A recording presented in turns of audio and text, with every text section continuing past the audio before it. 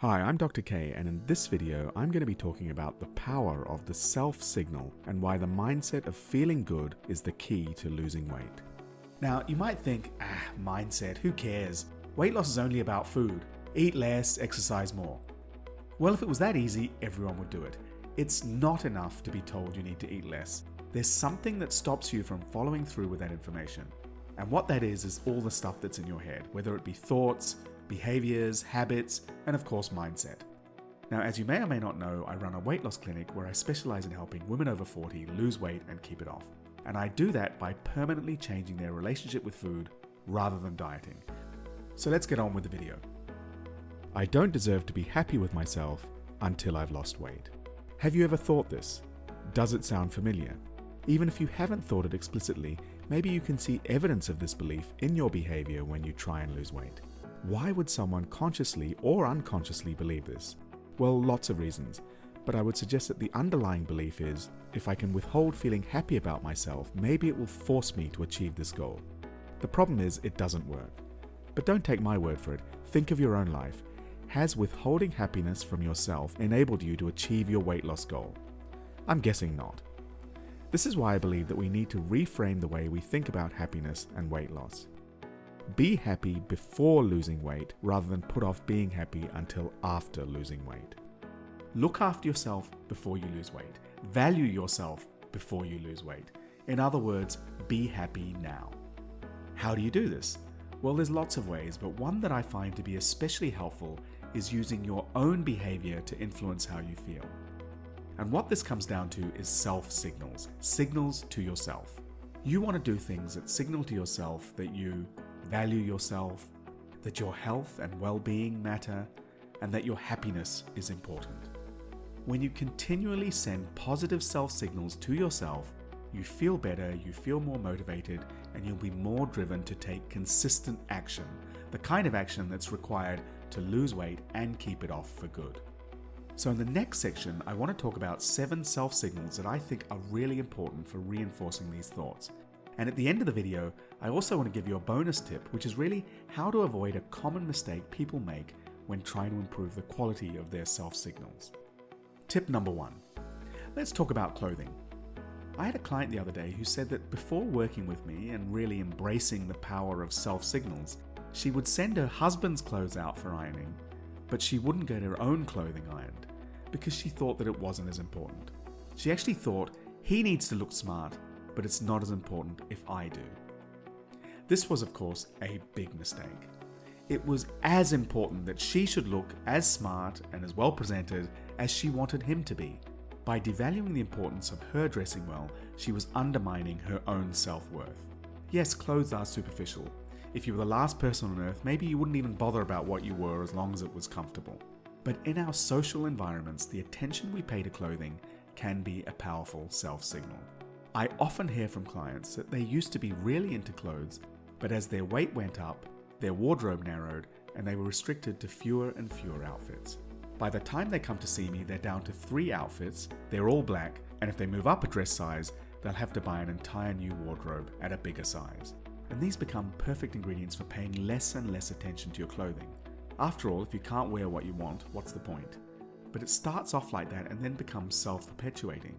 You feel bad because you can't wear what you want, so you make no effort. So you feel worse, so you make less effort, so you feel even worse, and so on. Yes, clothing is superficial, but it's also a powerful self-signal, and you can use your clothes to send yourself the most powerful, positive, uplifting message. Tip number 2. I had a client a few years back who said that she stopped doing her nails because she didn't think there was much point. When I encouraged her to start doing them again, she had a bolt from the blue revelation. I matter. Of course she mattered before she started doing her nails again, but it just showed that by doing the behavior, by sending herself the self-signal, it reawakened the belief in her that she did matter.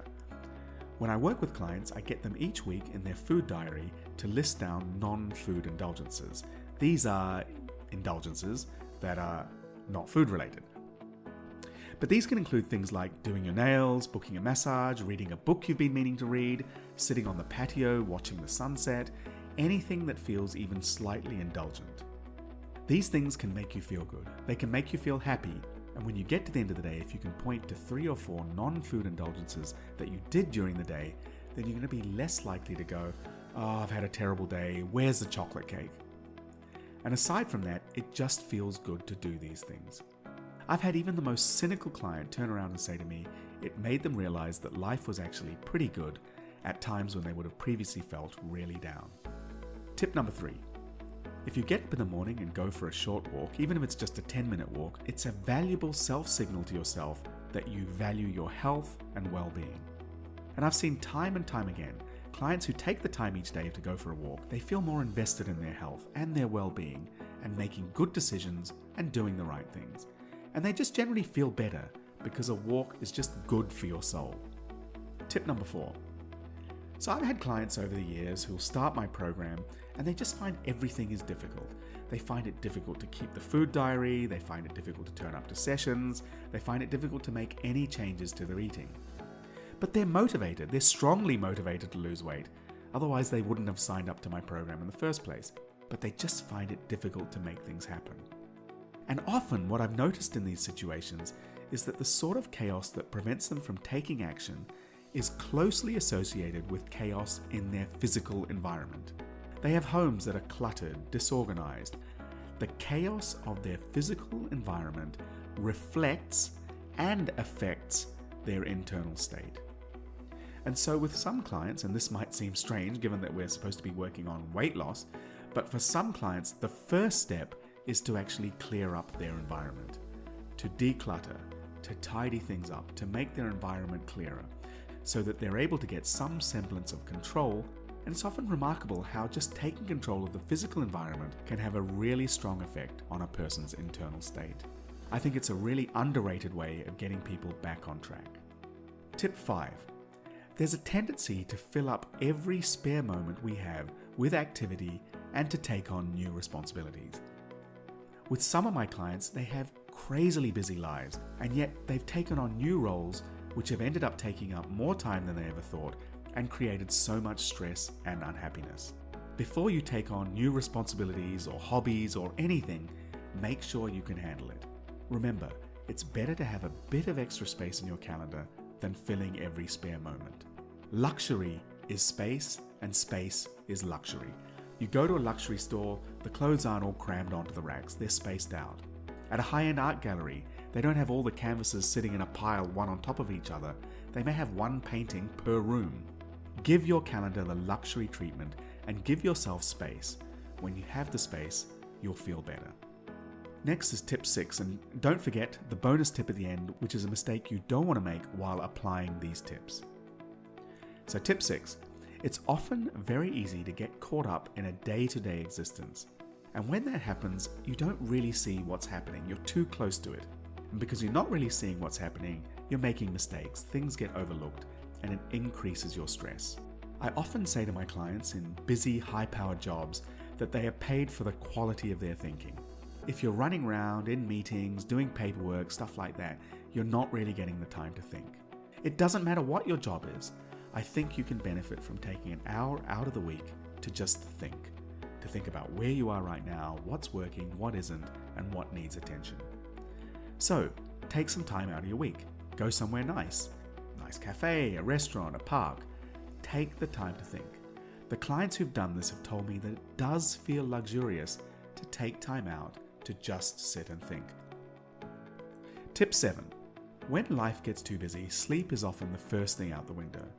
I've got a client who used to insist to me that she had so much to do that she just had to sacrifice sleep. There was no other way. But over time, she's actually gone the complete other way. She now prioritizes sleep over everything else because she says that when she doesn't get enough sleep, the quality of her thinking and her actions deteriorates. Getting a good night's sleep is luxurious, and of course, it's an excellent self-signal. If you value your sleep, you value your health and well-being. And if you don't value your sleep, what message are you sending yourself?